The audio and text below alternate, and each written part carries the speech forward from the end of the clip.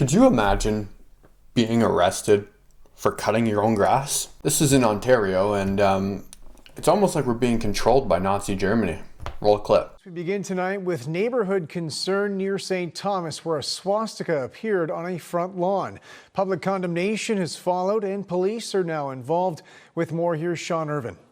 Freshly cut grass remains a day after neighbors state police had a contractor mow over a symbol aligned with hate. Acting on complaints, OPP officers attended. On September 11th, 37-year-old man Tim Sickle cut his grass. He even cut a cool design in his grass, you know? Just getting fancy with it. Yeah, he got charged, arrested. His neighbors called and complained and said it was quite disturbing. I've never complained about a design cut in a grass. You don't see it often. It's kind of cool. It's probably the last time he will ever be doing this. It's crazy to me, though. It really is batshit crazy to me.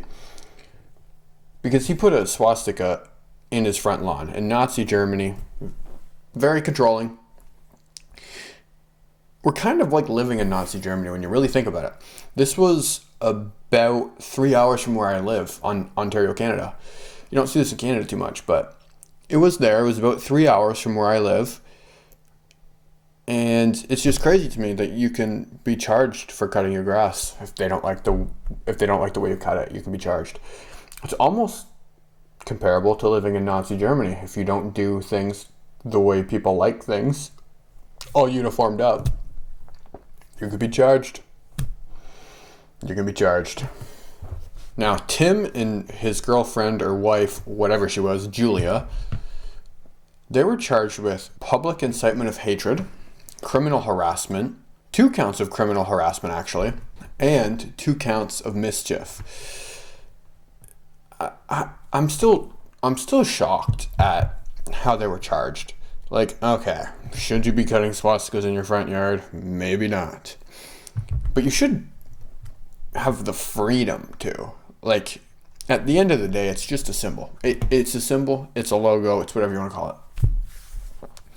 Right now, there are flags up at every school, and these flags are part of promoting 12-year-olds getting surgery to dismember themselves. You can get these surgeries that are represented by this flag that will change your physical self forever. But we're allowed to display that flag at a school.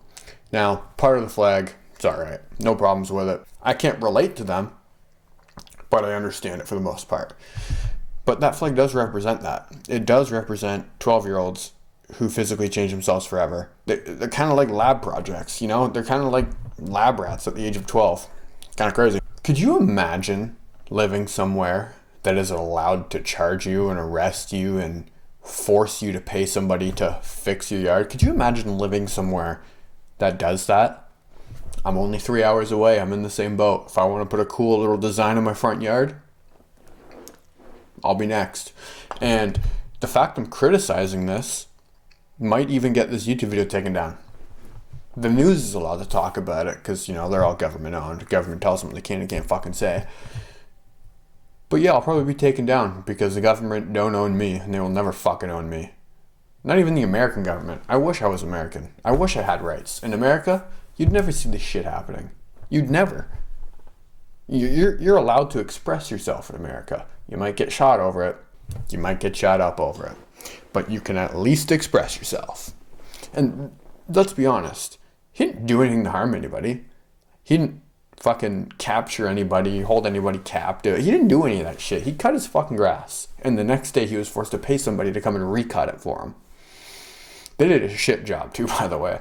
So maybe his old design was a bit better. Now, the thing that sucks about it is he did kill all the grass. It ain't going to be growing back anytime soon. And it's just going to be remembered as not the beautiful, green, luscious grass. No. It's going to be remembered as the guy who got charged for cutting his fucking grass. Pardon my French. It's crazy what we live in nowadays. It is fucking crazy. Apparently, on his front door after he cut his grass like this, his doormat read, "Come back with a warrant."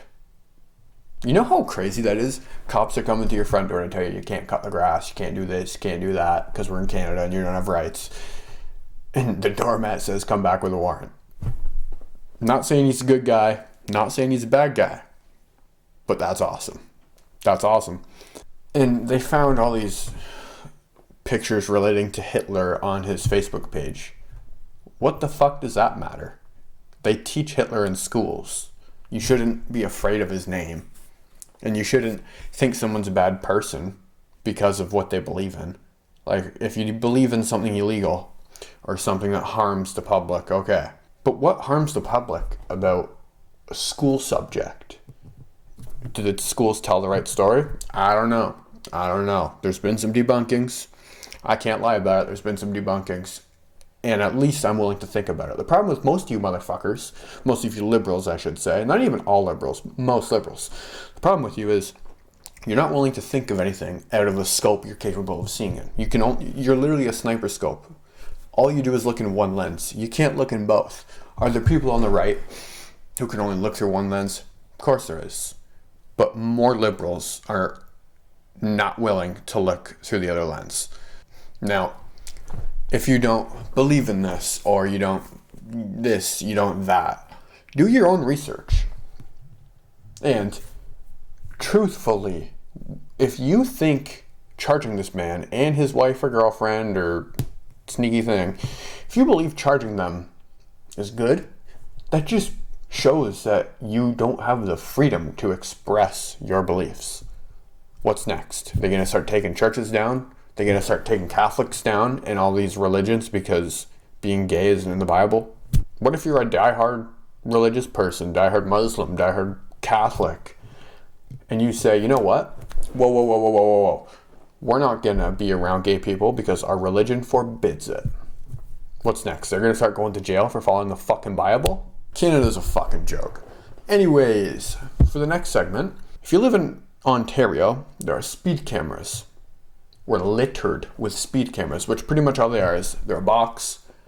They take a picture of your front and back plate and they record your speed. If you're speeding over 10 kilometers the suggested rate, you get mailed a ticket. It doesn't affect your insurance or anything, but still, you get mailed a fucking ticket because the cops can't catch you speeding, but our camera boxes can. About in the last 2 years, cities have been putting millions of dollars into these speed cameras. The city I live in, don't quote me on this, but I believe it was in the realm of $1.3 million they spent initially. Ottawa, if you look it up, I believe it says 1.6 million was spent there on their speed cameras. And all these cities around Ontario, all getting speed cameras, okay? Maybe they can pay the cops less? Nope. You need to hire more cops. We need to overfund the police, not fucking put up speed cameras and take away fucking jobs. No. So, going back to the story. Put up all these speed cameras. They cost probably over $100,000 to move them. So where I live, every 3 months they get moved to new locations. So there's more money. That's probably over $2 million with the amount of times they've moved them now. Plus they have daily operations costs. They need to pay somebody to look at the speeds and email tickets. They need the tech. They need the fucking computer program subscriptions, premium, of course. And it's a never-ending money pit. Do they make money? I don't even know if any city's profited yet. I wouldn't believe it too. Also, when you live in Canada, this information's very hard to access because everything here is controlled. You gotta go on like court documents and fucking you gotta be looking up shit for days to find information when you live in Canada. It's the truth. Doug Ford, I believe he's the premier of Ontario. I really don't know because I don't pay attention to Canadian politics because it's a fucking joke. He banned speed cameras today. Awesome. I have to look out for cops now. Don't have to watch out for speed cameras. I would never speed though. At least I wouldn't self-incriminate myself. But yeah, he banned them. Over tens of millions of dollars have been wasted in speed cameras over the last 2 years, and they haven't even profited off of them. They didn't even profit because we live in Ontario, and no one can profit because it's Ontario. We're going to spend millions on speed cameras. We're going to get jobs for speed cameras. Not even 2 years later, we're going to take away jobs from speed cameras. We're going to take away the speed cameras because they're now illegal. They're illegal. You know how much of his budget was spent on those? You know how much he could have done with that money? You know how much growth? Put it this way, when you drive in Canada, more specifically Ontario, your car's ruined in years. Not because of the rust. Nowhere close. Your suspension. The fucking potholes are terrible here. You can't even drive in a straight line where you'll get fucking clunked around. No, we're not going to spend that on upgrading the roads. We're not going to spend that on housing for all these fucking homeless bums. Should just be building fucking facilities to throw them in and drug them so they act fucking normal. And you can't tell me that's evil because they all do fucking drugs anyways. They all fucking do drugs anyways. Don't want to hear it. By the way, also, if you're a liberal Canadian and you don't support putting these fucking drug addicts in facilities, why don't we ship them away?